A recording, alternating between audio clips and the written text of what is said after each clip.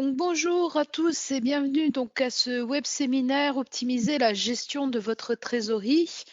On va passer à peu près une heure et demie ensemble à ce sujet et on va aborder différentes solutions. Hop. Alors, gérer justement sa trésorerie, hein, je pense qu'aujourd'hui c'est vraiment un point très fort dans cette actualité de Covid-19.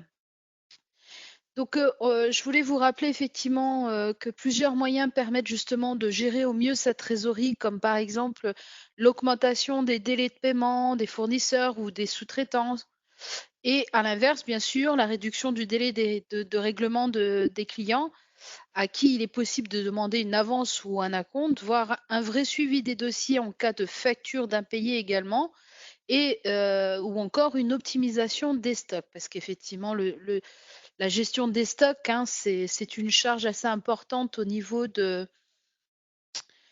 sa trésorerie. Et donc, pour prévenir les difficultés, hein, l'entrepreneur a tout intérêt à établir un budget et des prévisions de trésorerie, justement, pour permettre d'anticiper les entrées et les sorties d'argent à venir. Alors, l'optimisation de la trésorerie. Alors, les leviers pour renforcer, la maîtrise des flux de trésorerie, hein, dans son ensemble, on a à peu près 73 de personnes qui préfèrent fiabiliser les prévisions de trésorerie, 46 personnes renforcer la professionnalisation de la fonction de trésorerie et 18 c'est de digitaliser les processus de gestion de placement. Je vous ai mis un schéma, typique. Alors c'est pas le cas dans toutes les sociétés bien évidemment, mais souvent, vous avez, au niveau d'une entreprise des collaborateurs, vous avez un service d'achat qui va gérer les commandes, les réceptions, bien sûr le DAF qui va gérer tout ce qui est la partie budgétaire, les paiements des fournisseurs et le comptable qui va gérer toute la partie, heu concernant la comptabilisation, la création des biens et vous avez bien évidemment le trésorier, qui va gérer tout ce qui est prévision, qu'on appelle autant prévision de trésorerie, mais également prévision comptable. Donc on va avoir, tout ce qui est, les demandes d'achat, ce sont des prévisions, les commandes d'achat, ce sont des prévisions, les factures qui ont été comptabilisées dans la comptabilité, ce sont des prévisions pour le trésorier, c'est des entrées, des sorties d'argent et les règlements également. Vous avez un impact également avec toute la partie du rapprochement bancaire puisque, le trésorier a besoin de connaître ses prévisions, mais également le réel, le réalisé et le réalisé, c'est quoi? Bah, c'est ce qui s'est passé à la banque et on va faire le rapprochement bancaire justement pour avoir cette partie de réalisé. Alors, est-ce que j'ai vu passer, je alors je vois que, il y a eu une question, je pensais qu'il y avait, que vous ne visualisez pas l'écran parce que des fois, il y a un décalage avec la connexion internet. Alors, il y a un enregistrement bien évidemment de cette session qui vous sera mis à disposition, prochainement sur, la chaîne YouTube de Sage South Africa et Nord Africa, pardon et vous aurez accès effectivement aux différentes présentations de ces web séminaires. Alors, j'ai parlé beaucoup de théorie, c'est vrai que ça a un impact. Alors le métier de trésorier, c'est vraiment un métier à part. Dans toutes les sociétés, il n'y a pas forcément un trésorier. Le comptable peut être le trésorier, la secrétaire peut être le trésorier puisque ce sont des tâches, quotidiennes. Et donc, Sage propose différentes solutions pour vous aider à gérer cette partie de trésorerie, de fiabiliser vos prévisions de trésorerie, de gérer vos budgets. Donc ce que je vous propose, c'est de passer à la partie démonstration, de nos logiciels. Alors, je vais faire une première démonstration. Je vais vous parler de Sage BI Reporting. C'est vrai qu'on parle de la trésorerie, mais les budgets ont aussi un impact sur la trésorerie et il me semblait important de refaire un point sur les outils qui peuvent vous aider justement à gérer ce budget. Et pour ça, ben, je vais lancer très simplement mon fichier Excel.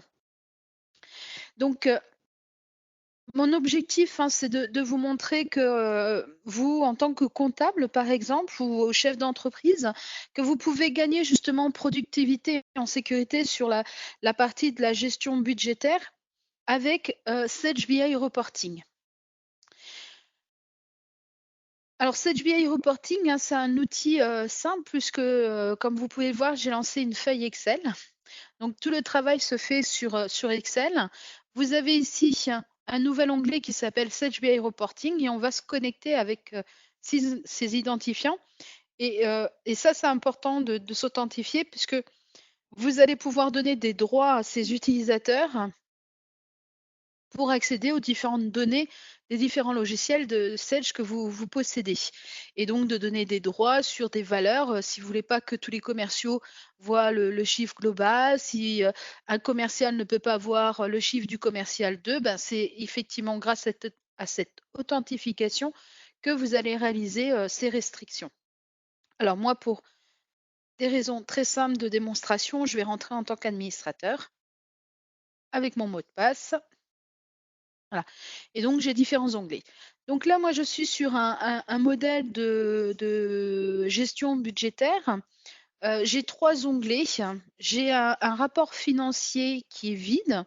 Donc ça, c'est le rapport avec le prévu et le réalisé de la comptabilité. Donc pour l'instant, il est vide. Vous allez voir qu'on va pouvoir l'alimenter très rapidement avec une simple formule.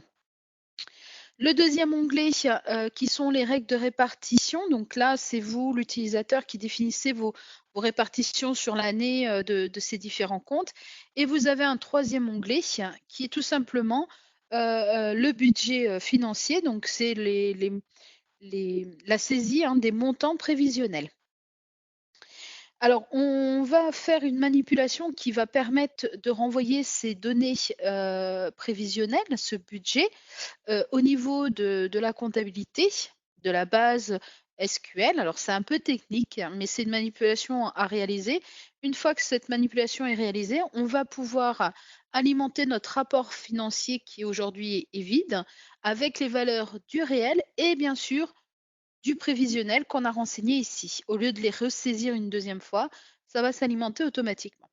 Alors pour ce faire, je vais devoir réaliser quelques petites manipulations. Très simplement, en me positionnant dans une cellule, je vais utiliser ce qu'on appelle un assistant écriture. Je vais sélectionner ici la partie comptabilité, bien sûr, et ma saisie budgétaire.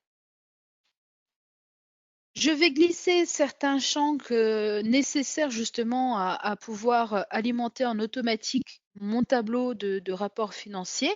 Pour ça, j'ai besoin de la base de données. Je vais récupérer également l'année, le scénario. Je vais prendre le mois que je vais mettre en colonne. Bien évidemment, on va prendre les comptes généraux et cette fois-ci, on va les mettre en ligne. Et bien évidemment, on va prendre ici le montant dans cette valeur. Alors, ensuite, il va falloir que j'indique quelle est ma base de données, puisque je peux avoir plusieurs bases compta. Et dans ces cas-là, je vais lui indiquer de prendre ici le nom de ma société, l'année, mon scénario. Alors, le compte général, là, je me repositionne. Je vais devoir un petit peu décaler cette fenêtre. Voilà. C'est ça que je voulais faire. Pardon. Voilà. Ici, pour le mois, je prends le mois et bien évidemment le montant qui est indiqué en dessous. Et là, je vais pouvoir visualiser dans un premier temps. Et donc, il m'alimente les différentes lignes de mon tableau. Je vais ensuite l'exécuter et le sauvegarder. Je vais l'appeler tout simplement envoi budget.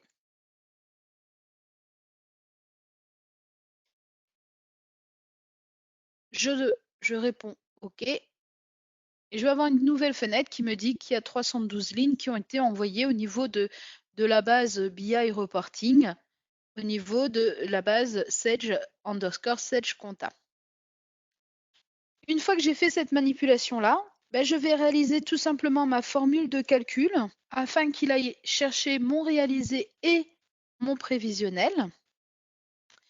Donc je vais venir ici et je vais tout simplement appliquer une formule sur cette cellule, très simplement. Vous voyez, le tableau est vraiment vide. Donc je vais faire assistant de cellule. On va sélectionner de nouveau cette comptabilité, le comparatif réel budget pour avoir les différents champs. Et donc, je vais associer les champs nécessaires à cette formule. Donc, je vais avoir besoin de nouveau, bien sûr, de la base. On va avoir besoin de l'année, le scénario, mais également le mois, si vous vous en souvenez. Et j'avais également le compte général. C'est important hein, puisque on a basé sur ici, le compte général. Et enfin, je vais demander le solde de tenue de compte. Comme tout à l'heure, je vais devoir alimenter pour qu'il aille me retrouver la base de données. Je vais lui demander de prendre l'année. Dans ces cas-là, je vais lui dire ici. On va prendre le mois à cet endroit-là, le scénario ici, et bien évidemment le compte général dans cette colonne.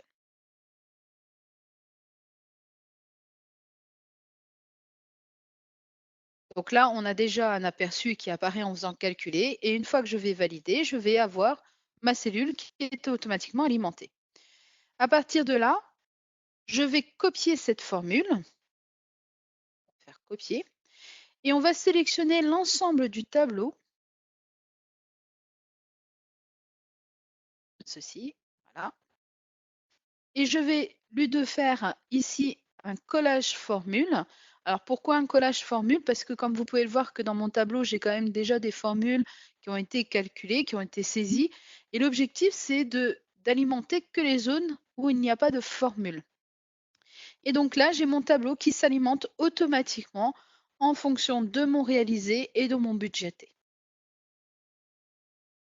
Donc vous voyez, en quelques clics, très rapidement, j'ai mon rapport financier avec mon budget prévisionnel et bien sûr mon réalisé qui provient de ma comptabilité. Alors ça, c'est un exemple. Alors il y en a bien sûr d'autres, hein, des exemples. On peut aller encore plus loin au niveau des états. Mais voilà, j'ai trouvé que ce fichier était vraiment important en cette période très particulière de revoir un peu la partie budget avec le prévisionnel. Pour la partie trésorerie, nous avons également une solution SageChamp Cloud Trésorerie. Alors SageChamp Cloud Trésorerie, c'est un logiciel qui peut être lié ou non à votre comptabilité. Donc il y a quand même un intérêt de le lier à la comptabilité puisqu'on va récupérer, comme je vous l'ai montré tout à l'heure sur le schéma, les prévisions comptables, les écritures, factures d'achat ou de vente qui ont été réalisées, hein, mais où les paiements ne sont pas encore réalisés, ça devient du prévisionnel. Donc je vais rentrer sur ma société bijoux.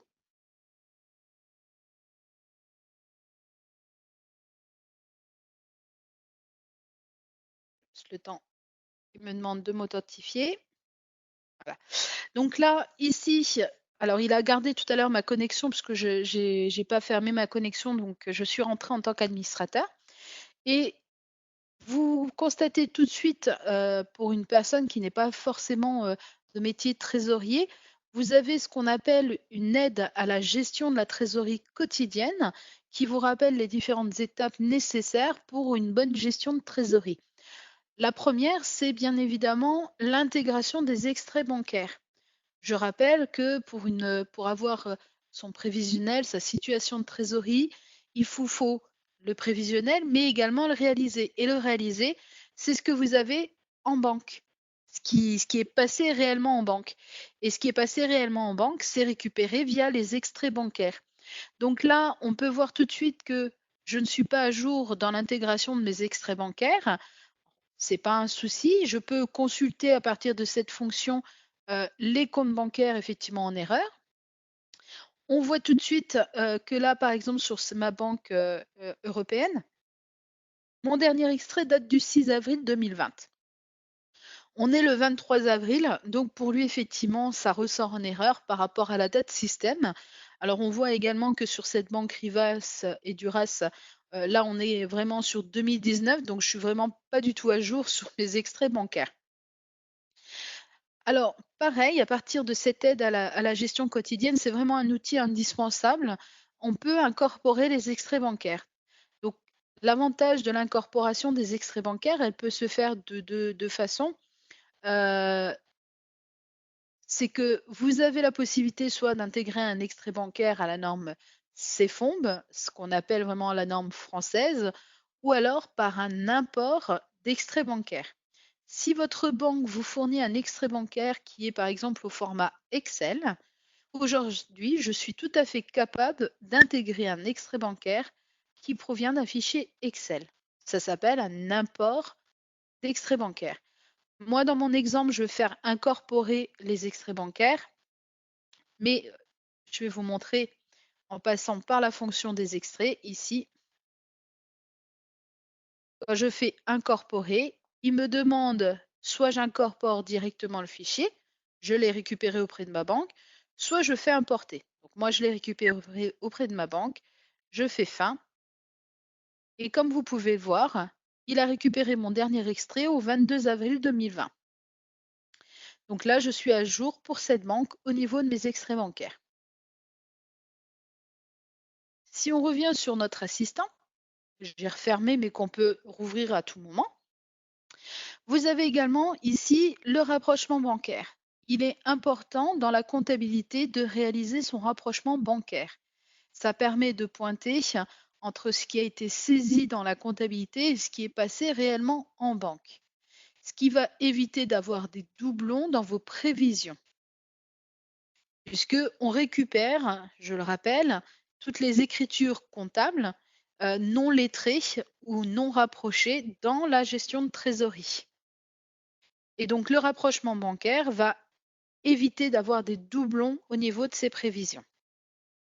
J'ai tout de suite un aperçu, donc là en l'occurrence c'est pareil, je ne suis pas à jour au niveau de mon rapprochement bancaire, normal puisque je viens d'intégrer des extraits bancaires et je n'ai pas encore réalisé le rapprochement bancaire. Mais cela n'est pas un problème en soi, il suffit d'aller en comptabilité, de réaliser son rapprochement bancaire. Un troisième point important, donc là on est sur vraiment la partie vérification de la fiabilité des soldes prévisionnels, hein. C'est les prévisions échues. J'ai des prévisions qui sont échues par rapport à ma date système. Donc à partir de cette fonction-là également, je vais pouvoir consulter ici que j'ai 73 prévisions échues. Très bien.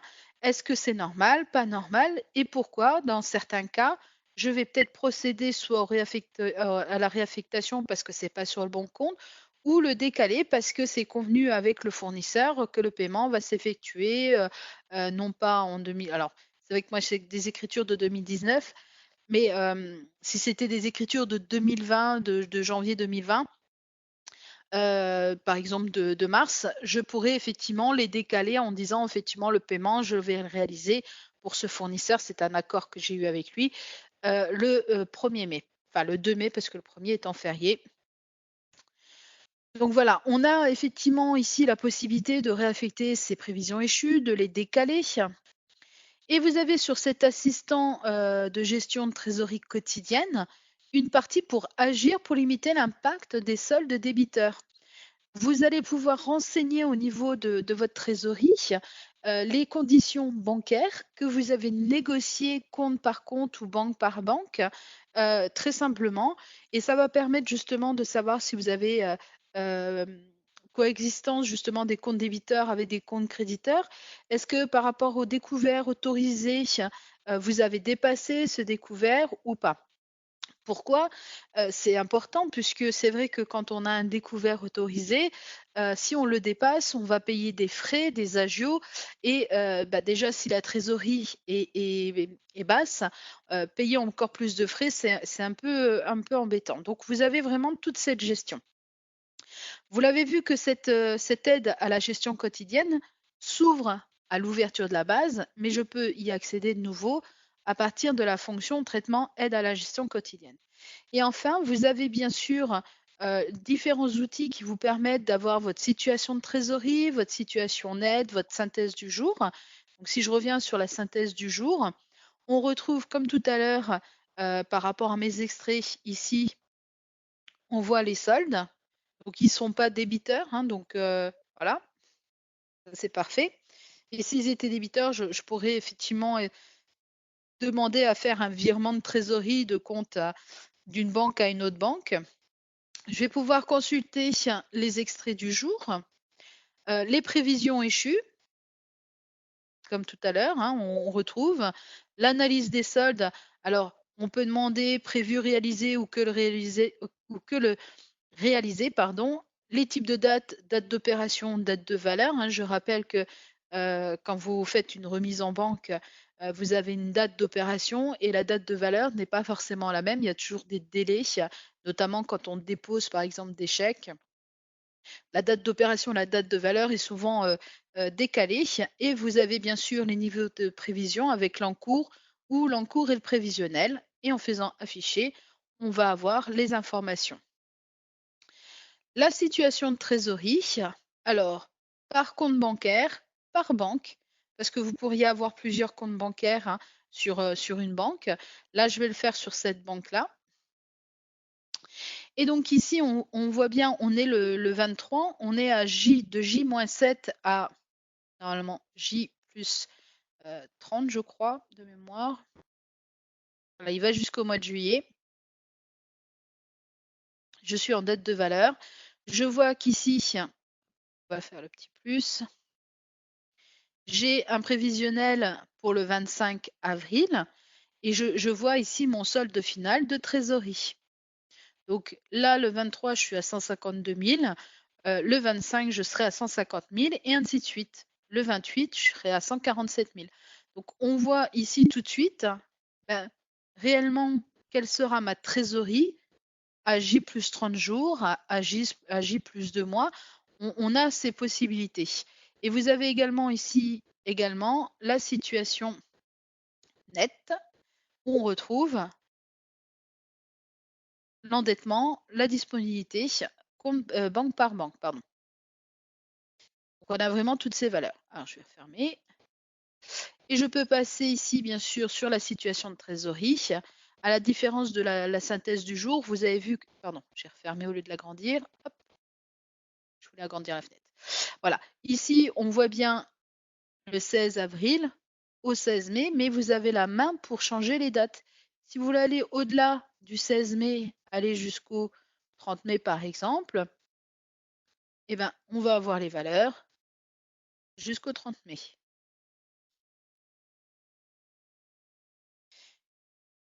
Et ici, vous voyez par exemple le 19 mai, j'ai un mouvement de un prévisionnel de 8 623 €. À quoi il correspond? En double-cliquant dessus, il m'ouvre la fenêtre de ma liste de mes prévisions et je vois effectivement que ça correspond à 2 paiements de fournisseurs qui est prévu le 19 mai. Vous retrouvez également ici le petit triangle qui vous permet de faire afficher les prévisions échues avant le 16 avril, puisque il repart du 16 avril. Pareil, on a les différentes lignes.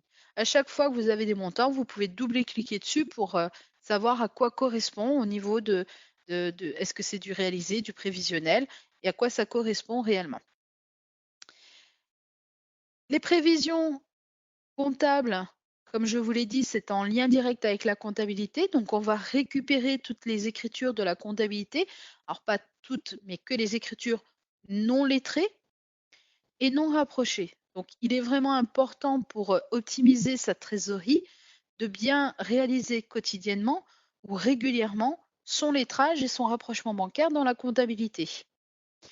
Et vous l'avez compris, pour cette optimisation de trésorerie, il est nécessaire d'incorporer vos extraits bancaires pour avoir la partie réalisée. Vous pouvez bien évidemment saisir également des prévisions de trésorerie. Ça, c'est important. Alors, les prévisions de trésorerie, en général, c'est quoi? Ce sont des mouvements qui ne sont pas encore passés en comptabilité, mais que vous souhaitez intégrer dans votre trésorerie pour avoir une trésorerie au plus juste. Vous savez, par exemple, que vous allez faire une commande auprès d'un fournisseur. Le montant va s'élever, je ne sais pas moi, alors je parle en euros parce que vous êtes, de plusieurs, pays, hein, je ne pourrais pas prendre toutes les devises, pour le convertir. Donc on va dire que le paiement serait de 10 000 euros. Il n'est pas encore passé en comptabilité, mais vous savez qu'effectivement, il va falloir sortir 10 000 euros.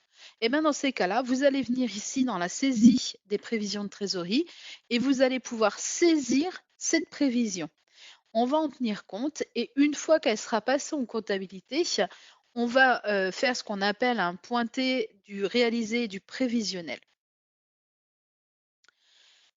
Alors, je répondrai aux questions-réponses juste après, parce que je vois qu'il y a des 2-3 questions qui arrivent, hein, vous inquiétez pas, je vais essayer de les reprendre au fur et à mesure. Donc là, les prévisions de trésorerie, c'est toutes les écritures qui ne sont pas passées en comptabilité, mais que vous avez besoin d'intégrer dans votre trésorerie pour connaître vraiment votre situation de trésorerie au plus juste. Alors, vous avez les différents comptes, hein, on peut saisir sur les différentes banques sans problème. Vous pouvez sortir votre ticket d'agio. Je vous rappelle que tant que vous ne recevez pas votre relevé bancaire, ben, vous ne savez pas quel est le montant de vos agios. Néanmoins, quand vous avez renseigné toutes vos conditions bancaires dans le logiciel de trésorerie, ça vous permet derrière, si vous avez des découvertes, de connaître justement ce montant de ticket d'agio et de vérifier après coup si ça correspond bien à ce qui est mis sur le relevé bancaire et pourquoi pas, s'il y a des écarts, de demander effectivement des explications auprès de la banque parce que, logiquement, si vous avez bien renseigné toutes les conditions bancaires, le ticket d'agio correspond à ce qui est sur votre relevé bancaire, hein.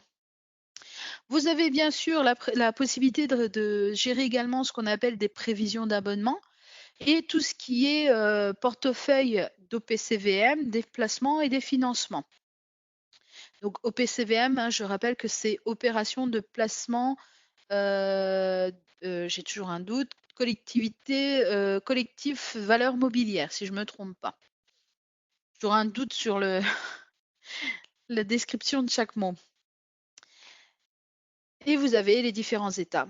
Ce que je ne vous ai pas montré, c'est que dans Sedge BI Reporting, vous retrouverez également la possibilité de gérer votre situation de trésorerie via le BI Reporting sous Excel si vous souhaitez le gérer directement au niveau de Sedge BI Reporting. Donc, on a vraiment un outil complet qui vous aide à gérer votre trésorerie. Alors, ça nécessite euh, effectivement peut-être un changement de fonctionnement, puisque ça va nécessiter une rigueur au niveau de la comptabilité pour le lettrage, le rapprochement bancaire, l'intégration bien évidemment des relevés bancaires. C'est pourquoi l'aide à la gestion quotidienne nous rappelle toutes ces étapes nécessaires à une bonne gestion, à une optimisation de sa trésorerie, de gérer ses prévisions échues et bien sûr, d'éviter d'avoir des dépassements de découvert et d'avoir des frais bancaires qui s'élèvent, peut-être, un peu de trop parce que les taux sont très élevés et dans certains cas, si vous avez des comptes bancaires, différents, vous pouvez procéder à ce qu'on appelle au virement de trésorerie d'une banque à l'autre si un des comptes est, débiteur. Donc voilà ce que je voulais, vous présenter, hein. On a vraiment un outil, différent, enfin un outil. On a plusieurs outils qui vous aident justement à gérer votre trésorerie, à vraiment, Sage BI Reporting. Vous avez Sage Trésorerie. Vous avez bien sûr la comptabilité pour gérer la partie comptabilité avec les budgets aussi qui vont avoir un impact sur votre trésorerie également. Donc tout ça est un ensemble, donc il est important de bien relever ce point-là. C'est vraiment une optimisation de votre trésorerie. Alors, les bénéfices, de cette Chant Cloud, c'est cet assistant de gestion. Pour moi, il est vraiment important parce que je rappelle que trésorier, c'est un métier à part. Un comptable n'est pas forcément trésorier, un trésorier n'est pas comptable. Donc il y a vraiment, cet assistant qui vous aide à mieux gérer, à optimiser cette trésorerie, à ne pas oublier certains traitements nécessaires à une bonne gestion de trésorerie, avec l'intégration des extraits bancaires, le rapprochement bancaire, le suivi des échus et la gestion du découvert. Vous avez tout ce qui est gain de productivité avec l'import des prévisions comptables. Je ne l'ai pas montré, mais ça se fait en automatique à l'ouverture de mon logiciel. J'ai effectivement le lien direct. Et si je suis dans ma trésorerie, que quelqu'un travaille dans la comptabilité Sage, je vais pouvoir également l'actualiser. Donc ça se fait vraiment en temps réel. Et puis vous avez la gestion et la suivi des prévisions de trésorerie, donc qui est vraiment très important. Vous retrouvez une vision claire et globale. Alors, je ne vous ai pas mis tous les états, mais ceux qui me paraissaient vraiment importants, comme la situation du jour, la situation de trésorerie. Aujourd'hui, une société a vraiment besoin de connaître au jour le jour sa trésorerie. Quelle sera sa situation dans 2 jours, dans un mois? Donc, tout ça est vraiment important de bien renseigner. Puis, les tickets d'agio et enfin, les gains financiers avec les tickets d'agio, la limitation du découvert hein, pour éviter des frais. Alors, avant de poursuivre, j'ai vu passer quelques questions. Je vais essayer de répondre, de reprendre au début. Alors, je tiens à m'en excuser si j'en ai loupé, mais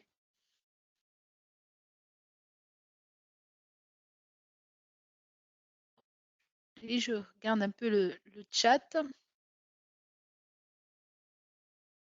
Je suis remontée depuis le début, j'ai beaucoup de réponses à ma question si vous m'entendiez.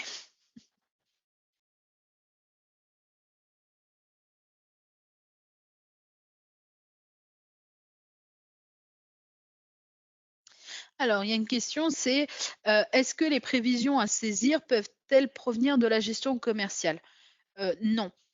Les prévisions qui sont récupérées en automatique, ce sont les prévisions comptables.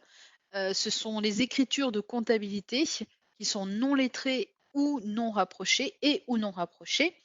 Et les prévisions de trésorerie, c'est de la saisie. Donc ça peut être effectivement suite à un bon de commande qui a été saisi dans la gestion commerciale, mais ils ne peuvent pas être incorporés en automatique. Ça sera automatiquement de la saisie manuelle dans la trésorerie.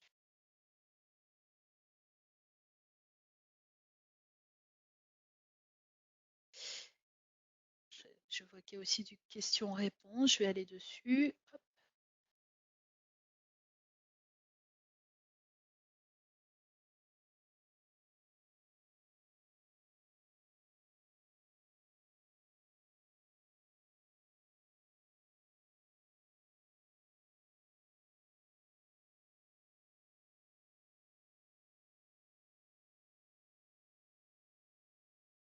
Alors, si après vous êtes intéressé pour ce logiciel, hein, bien évidemment, je vous renverrai vers vos partenaires qui vous suivent chez Sage et ces partenaires peuvent réaliser effectivement les formations par rapport à ce logiciel.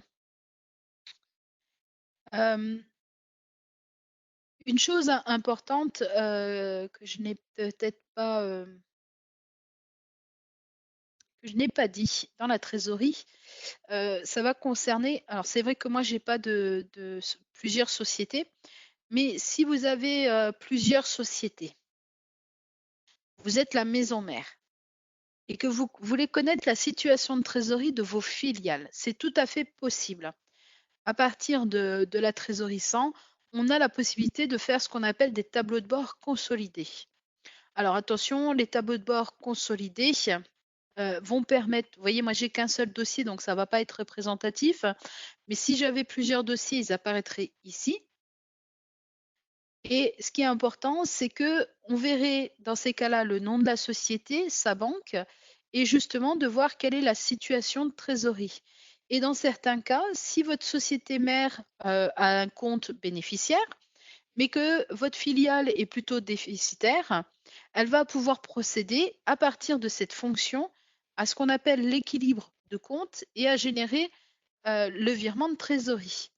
Et on va retrouver ce virement de trésorerie dans le logiciel moyen de paiement pour pouvoir envoyer auprès de la banque. Alors, je prends un exemple très simple. Vous en avez certainement dû tous en entendre parler de Disney Paris, qui était complètement déficitaire et Disney World des États-Unis a réinjecté de la trésorerie sur Disney Paris. Donc, vous voyez, en fait, avec un tableau de bord consolidé de situation, ils peuvent voir la situation de trésorerie et effectuer ce fameux virement de trésorerie. Ben, c'est le même principe. Donc là, moi, j'ai pas d'exemple pour vous le montrer, mais ici, on voit bien cette notion de société. On verrait toutes les banques de chaque société pour lesquelles on souhaite juste consulter la situation de trésorerie. Alors pourquoi c'est tout à fait possible? Par contre, ça veut dire que, par exemple, ma société mère ne gère pas les comptes de mes filiales, hein. C'est juste pour avoir ici la situation de trésorerie par société et l'analyse des soldes, hein. C'est tout ce que ça va permettre d'avoir au niveau des tableaux de bord. Après, rien n'empêche dans ces cas-là d'aller dans Sage BI Reporting et de créer d'autres tableaux de bord si vous le souhaitez, hein. C'est tout à fait possible. Alors, j'ai vu passer des questions, je vais essayer de les reprendre. Alors, est-ce que le logiciel de trésorerie est obligatoirement lié à la comptabilité? Vous pouvez avoir que le logiciel de trésorerie, d'accord? Sauf que ben, vous n'allez pas avoir les prévisions comptables. Je vais revenir sur la trésorerie. Et donc, ici, vous voyez, quand je vous ai parlé de prévision, on a cette notion ici de prévision comptable, on va afficher, et de prévision de trésorerie. Les prévisions comptables proviennent de la comptabilité. Donc moi, je suis en lien direct avec ma comptabilité. C'est tout l'intérêt d'avoir également la comptabilité Sage. Après, on va faire définir un mot.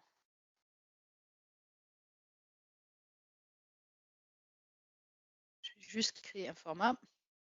Ici, vous voyez, je vais pouvoir à ce moment-là procéder à créer un format d'import des écritures comptables. Mais ça veut dire que à chaque fois, il faut penser à faire l'import de ces écritures comptables. Alors qu'en lien direct avec la comptabilité, et c'est tout le bénéfice hein, de ce lien, c'est que vous ouvrez votre application et c'est automatiquement récupéré.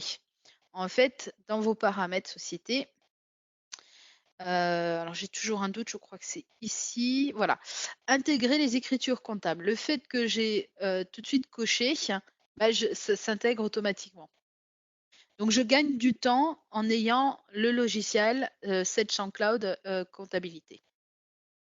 Et je peux demander à récupérer l'antériorité en fonction, on peut aller jusqu'à 999 jours, hein. Ça, c'est du paramétrage.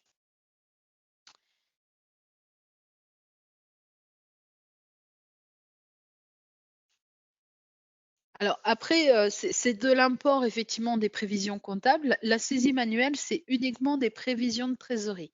Donc ça, ce sont des prévisions qui ne sont pas encore dans votre comptabilité, qui ne sont pas encore passées en banque, mais que vous êtes sûr effectivement un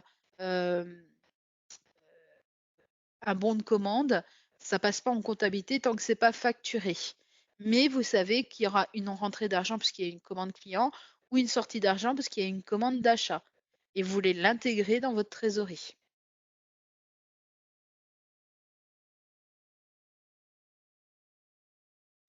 Alors, est-ce que le logiciel traite le cash management? Non.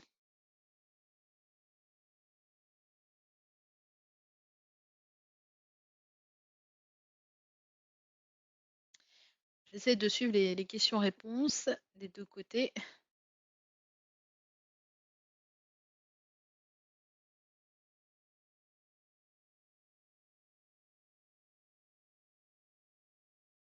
Alors j'ai eu une question, mais je ne sais pas trop. Nous sommes avec une version 1000, c'est-à-dire 1000 de la comptabilité ou de la trésorerie?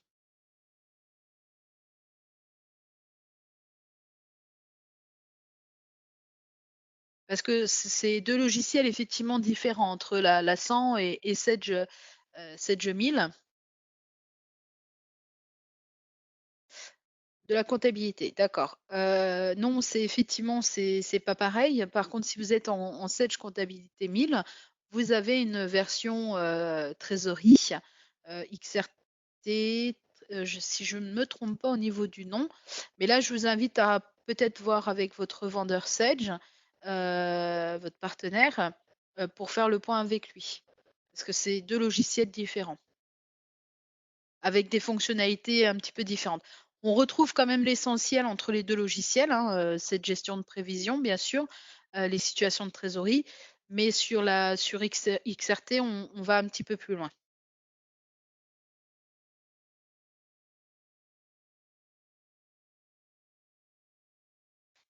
Alors je m'excuse, j'espère que j'ai réussi à suivre un peu toutes les questions. Je pense que oui, donc je vais pouvoir poursuivre.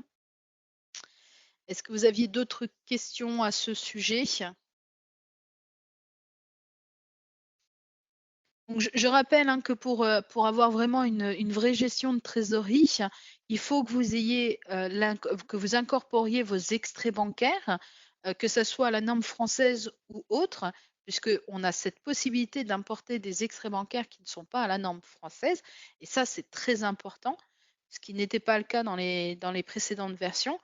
Aujourd'hui, dans cette chante-là, donc on a cette possibilité et donc on va pouvoir, avoir son réaliser et son prévisionnel et connaître sa situation de trésorerie au jour le jour, à J+5, à J+20, etc.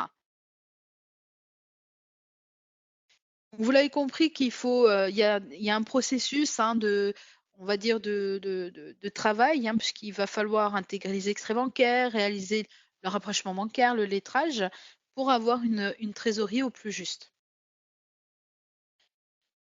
Alors, si vous n'avez pas d'autres questions, alors j'ai vu des questions sur les slides. Bien évidemment, ce support vous sera communiqué par notre service marketing et vous retrouverez l'enregistrement sur notre chaîne YouTube, Sage Nord Africa, Afrique. Oui, je le dis en anglais, en français, j'ai toujours un doute. Dans tous les cas, vous allez recevoir une communication de notre service marketing qui vous transmettra les différents liens pour cet enregistrement. Alors, est-ce qu'on peut gérer les crédits à long terme? Alors, on a le placement et le financement, mais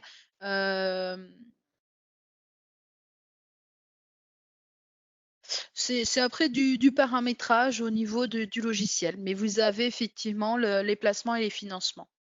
En général, c'est plutôt du crédit.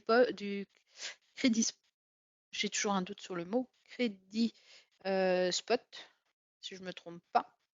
Je vais retourner dans la trésor qu'on a. Est-ce que j'ai des placements? Des financements, pardon. Financement. Voilà, crédit spot.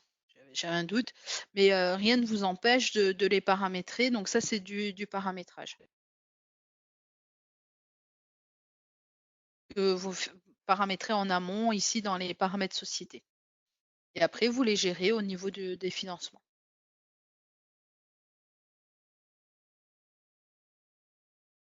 D'autres questions? N'hésitez pas à utiliser le chat, hein, pour les questions ou la zone questions-réponses.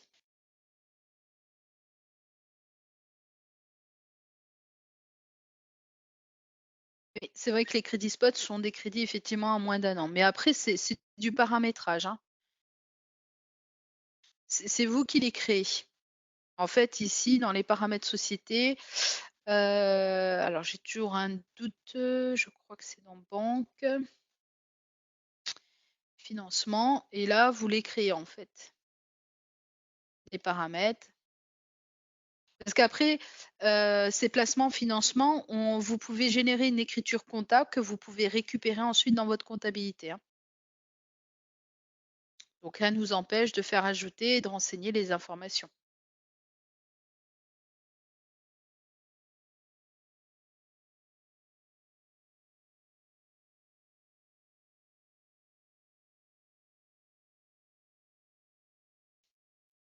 Alors, j'ai une question qui est en train d'arriver, donc j'attends juste la question. Je vois que vous êtes équipé de FRP 1000, compta et trésor.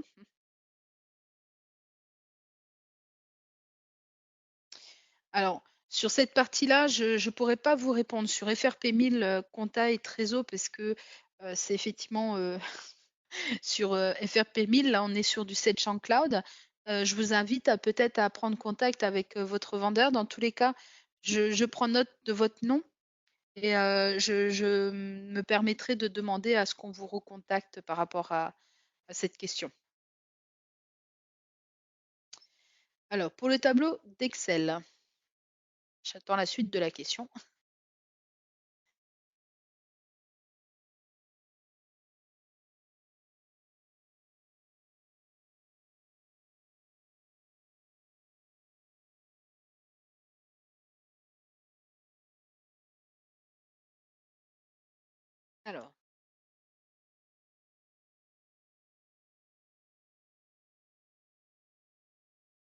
Alors, mon tableau Excel, c'est pas juste Excel hein, qui est lié à mon 700 comptabilité, c'est un logiciel qui s'appelle Sage BI Reporting qui est du 100% Excel. Et c'est ce que je vous ai montré ici, c'est que j'ai ouvert ma session et si vous voulez, en fait, on fait le lien avec les différentes bases de données. Vous pouvez avoir, par exemple, plusieurs bases de comptabilité, plusieurs bases de trésorerie. Il ira lire en fonction des données que vous lui demandez.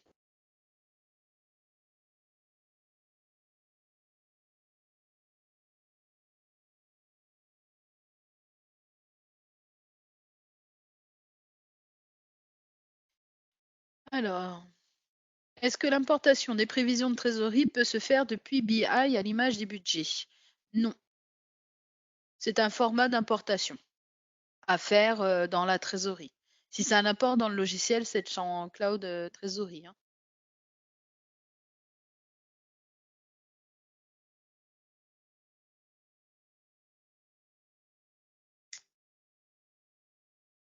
D'autres questions?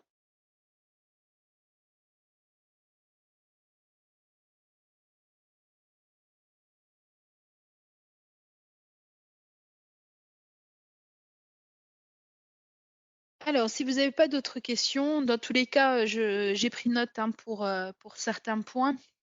On ne manquera pas de revenir vers vous, notamment par rapport à FRP 1000. Je demanderai à ce qu'on vous recontacte.